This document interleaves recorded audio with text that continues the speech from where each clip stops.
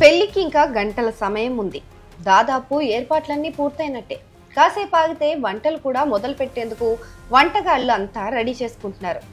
తాజా పూలతో పెళ్లి పందిరి కూడా ముస్తాబైంది. టెంట్ కింద బంధువుల కోసం కుర్చీలు వేస్తున్నారు.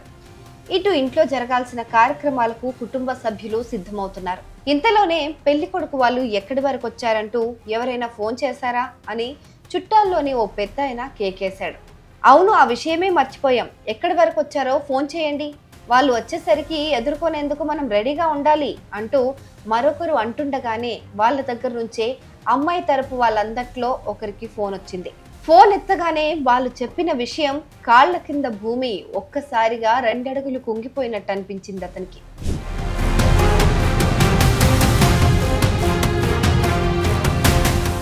పెళ్లి కొడుకును తీసుకొస్తున్న వాహనం ప్రమాదానికి గురైంది.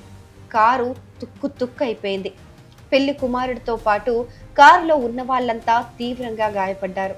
అందులో ఓ 3 ఏళ్ల చిన్నారి ప్రాణాలు కోల్పోయింది అన్నది ఆ ఫోన్ మాట్లాడిన వ్యక్తి చెప్పిన విషయం.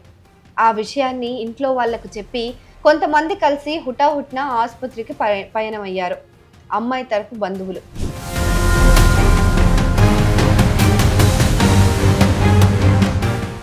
అసలు విషయం ఏంటంటే, కరీంనగర్ జిల్లా హుజురాబాద్లోని బోరుపల్లికి చెందిన అమ్మాయికి మహారాష్ట్రలోని నాందేడ్కు చెందిన మహేష్కు ఈ రోజు ఉదయం 8 గంటల ప్రాంతంలో పెళ్లి జరగాల్సి ఉంది. ఈ పెళ్లి కోసం నిన్న రాత్రి నాందేడ్ నుంచి మహేష్తో పాటు కుటుంబ సభ్యులు ఓ కారులో బయలుదేరారు. సుమారు 6 గంటలు కావస్తుందనుకుంటా.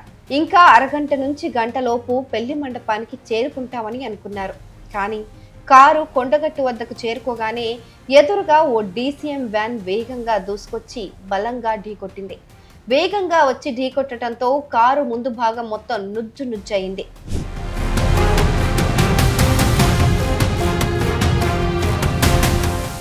ఈ దుర్ఘటనలో పెళ్లి కొడుకు మహేష్తో పాటు కారులో ఉన్న మరో 6గురు తీవ్ర గాయాల పాలయ్యారు.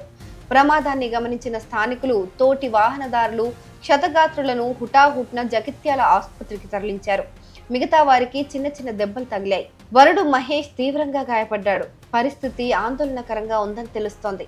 మరోవైపు ఈ ప్రమాదంలో 3 ఏళ్ల చిన్నారి రుద్ర అక్కడికక్కడే ప్రాణాలు కోల్పోవడం అందరి మనసులను కలిచివేసింది.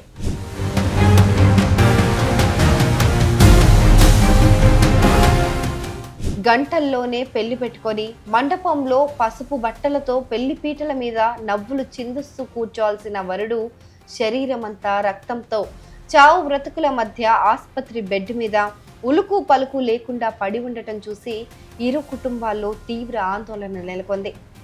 మిగతా క్షతగాత్రులకు చికిత్స అందిస్తుండగా మహేష్ పరిస్థితి ఏంటన్నది కుటుంబ సభ్యులను కలిచివేస్తోంది. ప్రమాదం కారణంగా పెళ్లి ఆగిపోయింది. ఈ ఘటనపై పోలీసులు కేసు నమోదు చేసి దర్యాప్తు చేస్తున్నారు.